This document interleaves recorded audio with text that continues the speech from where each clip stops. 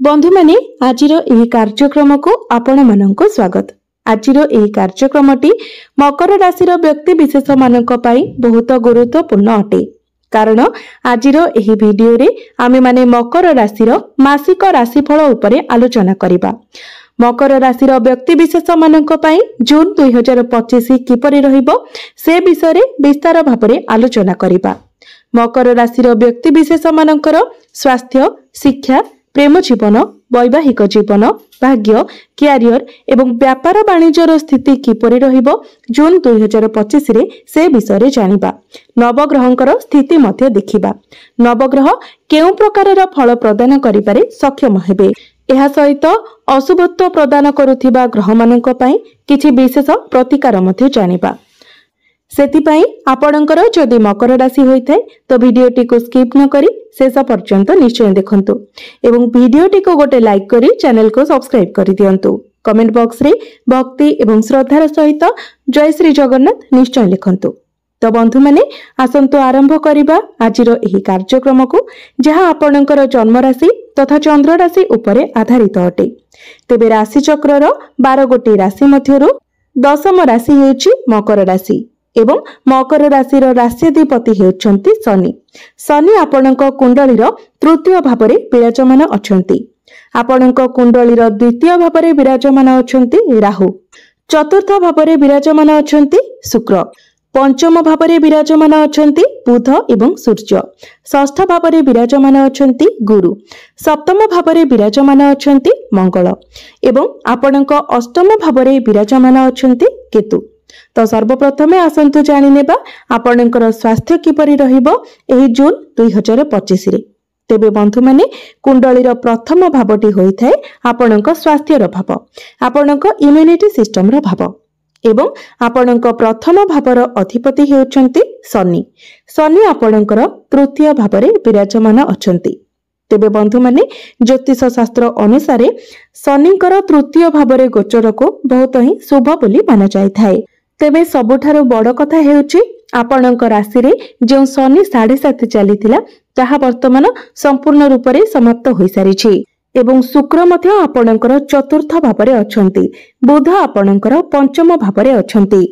तेबे 6 जून को बुध आपणकर षष्ठ भाव को चली आसीबे किंतु षष्ठ भावटी बुधंकर निजर स्वराशि अटे। तो एहार अर्थ हेउची जून मासरे आपणकर स्वास्थ्य बहुत भल रहिबो कारण सबु ग्रह मानकर स्थिति बहुत भल रहुछि।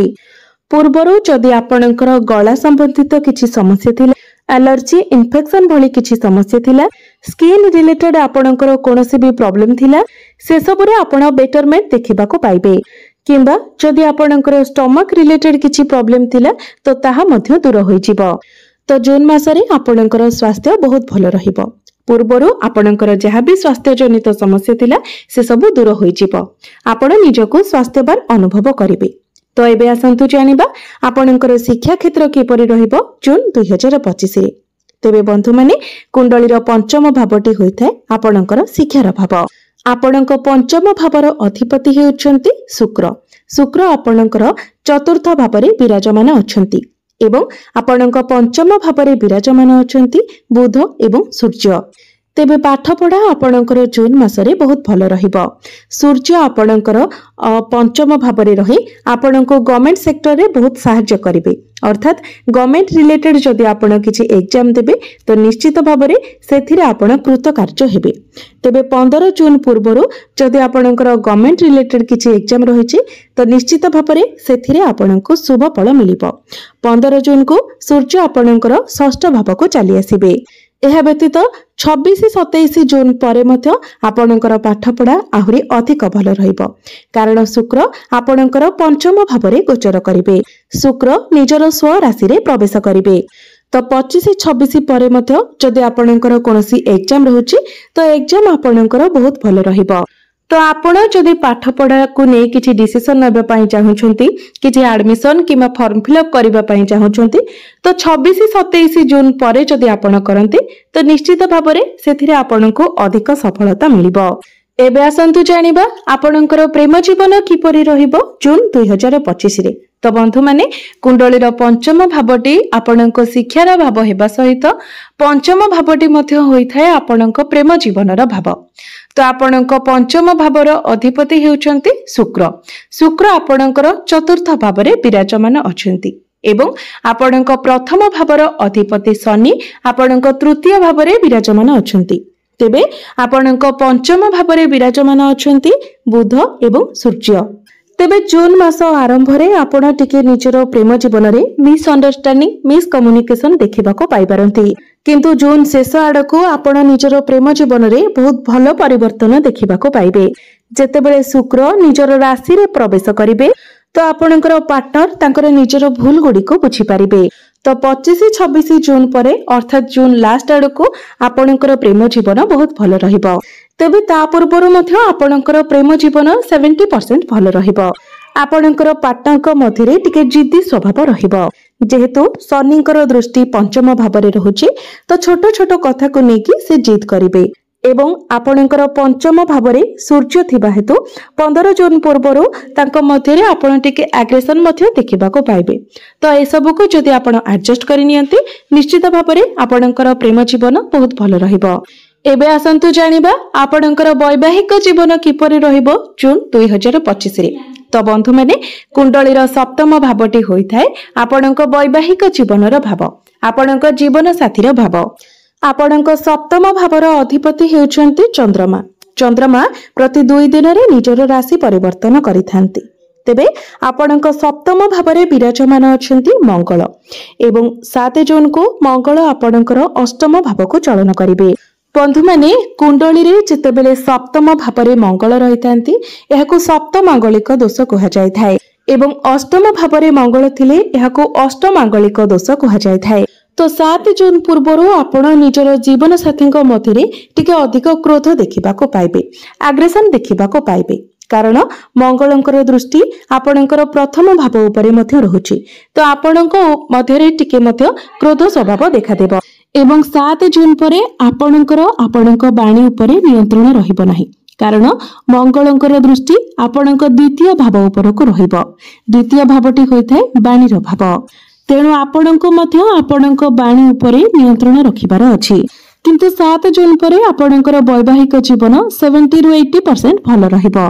एबे आसंतु जानिबा सबुठारु महत्वपूर्ण विषय वस्तु आपणकर भाग्य, क्यारियर एवं व्यापार वाणिज्यर स्थिति किपरि रहिबो जून 2025 रे।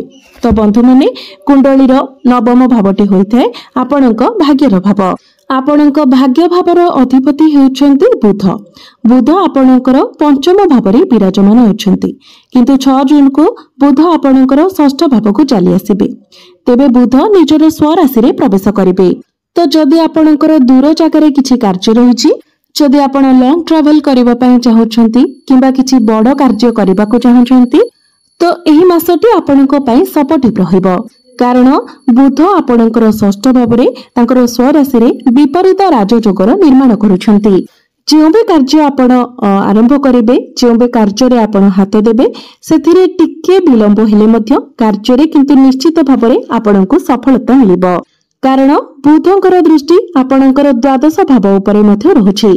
खर्च तो आपणकर हेबो, कोनोसी शुभ मांगलिक कार्य रे आपण खर्च करि पारंती किंबा कोनोसी नूतन कार्य रे आपण खर्च करि पारंती, किंतु ताहा आपणकर भल पाई हेबो, आपणको ताहा लाभ देबो।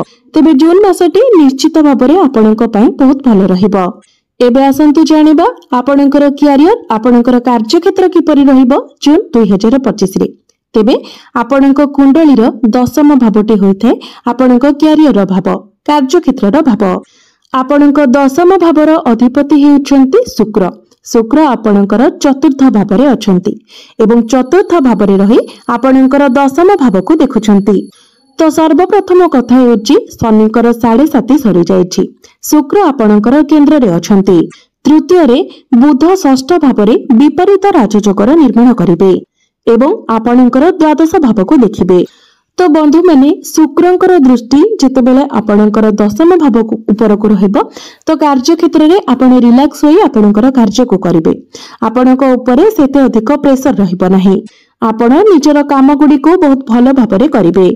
ପୂର୍ବରୁ ଆପଣଙ୍କ ଉପରେ ଯେଉଁ ଅଧିକ କାର୍ଯ୍ୟଭାର ରହୁଥିଲା, ମାନସିକ ଦୁଶ୍ଚିନ୍ତା ରହୁଥିଲା, କାର୍ଯ୍ୟକ୍ଷେତ୍ରରେ ଆପଣଙ୍କର ଷ୍ଟାବିଲିଟି ନଥିଲା, ସେ ସବୁ ଦୂର ହୋଇଯିବ। କାର୍ଯ୍ୟକ୍ଷେତ୍ରରେ ଆପଣଙ୍କର ଏକ ବହୁତ ଭଲ ପରିବର୍ତ୍ତନ ହେବ। ବୁଧ ଯେତେବେଳେ ଆପଣଙ୍କର ଷଷ୍ଠ ଭାବକୁ ଆସିବେ ତ ଆପଣଙ୍କର ଋଣ ରୋଗ ଶତ୍ରୁକୁ ସେ ନାଶ କରିବେ। ତ କ୍ୟାରିୟରରେ ଯଦି ଆପଣଙ୍କ ପଛରେ କିଛି ପଲିଟିକ୍ସ ଚାଲିଥିଲା ତ ସେ ସବୁ ମଧ୍ୟ ଦୂର ହୋଇଯିବ। ଯଦି ଆପଣ କୌଣସି କମ୍ପିଟିସନରେ ପାର୍ଟିସିପେଟ କରନ୍ତି ତ ସେଥିରେ ମଧ୍ୟ ନିଶ୍ଚିତ ଭାବରେ ଆପଣ ସଫଳ ହେବେ। ତ କ୍ୟାରିୟରକୁ ନେଇକି ଜୁନ ମାସଟି ଆପଣଙ୍କ ପାଇଁ 90% ଭଲ ରହିବ। କିନ୍ତୁ ମଙ୍ଗଳଙ୍କର ଦୃଷ୍ଟି ଆପଣଙ୍କର ପ୍ରଥମ ଭାବ ତାପରେ ଦ୍ୱିତୀୟ ଭାବ ଉପରକୁ ରହୁଥିବା ହେତୁ ଆପଣ ନିଜର କ୍ରୋଧକୁ କଣ୍ଟ୍ରୋଲ କରନ୍ତୁ ଏବଂ ବାଣୀ ଉପରେ ନିୟନ୍ତ୍ରଣ ରକ୍ଷା କରନ୍ତୁ। ବିଜନେସର କଥା ଯଦି କହିବା ତ ବିଜନେସକୁ ନେଇକି ଜୁନ ମାସଟି ଆପଣଙ୍କ ପାଇଁ 100% ଭଲ ରହିବ। କାରଣ ବିଜନେସର କାରକ ଗ୍ରହ ବୁଧଙ୍କର ସ୍ଥିତି ବହୁତ ଭଲ ରହୁଛି। ଶୁକ୍ର ମଧ୍ୟ ଆପଣଙ୍କର କେନ୍ଦ୍ରରେ ବିରାଜମାନ ଅଛନ୍ତି। ଶନିଙ୍କର ସ୍ଥିତି ମଧ୍ୟ ଭଲ ରହୁଛି। ତ ବିଜନେସରେ ଆପଣଙ୍କର ଗ୍ରୋଥ ଆସିବ, ଆପଣଙ୍କର ଫାଇନାନ୍ସିଆଲ ପ୍ରଫିଟ ହେବ, ଆପଣଙ୍କର ଆର୍ଥିକ ସ୍ଥିତି ମଜବୁତ ହେବ, ଆପଣ ନିଜର ବିଜନେସକୁ ଆଗକୁ ମଧ୍ୟ ବଢାଇବେ। ତ ବନ୍ଧୁମାନେ ଏବେ ଆସନ୍ତୁ ଜାଣିବା କିଛି ଉପାୟ ବିଷୟରେ ଯେଉଁ ଉପାୟ ଗୁଡ଼ିକ କରିବା ଦ୍ୱାରା ଆପଣଙ୍କୁ ଅଧିକ ଶୁଭଫଳ ପ୍ରାପ୍ତି ହେବ। ତ ଆପଣଙ୍କ ରାଶ୍ୟାଧିପତି ଯେହେତୁ ଶନି ଅଟନ୍ତି ତ ପ୍ରତ୍ୟେକ ଦିନ ଆପଣ ଶନିଙ୍କର ବୀଜ ମନ୍ତ୍ର 108 ଥର ଜପ କରନ୍ତୁ। ଶୁକ୍ରଙ୍କର ବୀଜ ମନ୍ତ୍ର ମଧ୍ୟ ପ୍ରତ୍ୟେକ ଦିନ 108 ଥର ଜପ କରନ୍ତୁ। ଏହା ବ୍ୟତୀତ ପ୍ରତ୍ୟେକ ଦିନ ଗାୟତ୍ରୀ ମନ୍ତ୍ରର ଜପ କରନ୍ତୁ ଏବଂ ପ୍ରତ୍ୟେକ ଦିନ ଆପଣ ହନୁମାନ ଚାଳିଶାର ମଧ୍ୟ ପାଠ କରନ୍ତୁ। ତେବେ ବନ୍ଧୁମାନେ ଆପଣଙ୍କର ଜୀବନ ମଙ୍ଗଳମୟ ହେଉ, ଏହା ହିଁ ଈଶ୍ୱରଙ୍କ ନିକଟ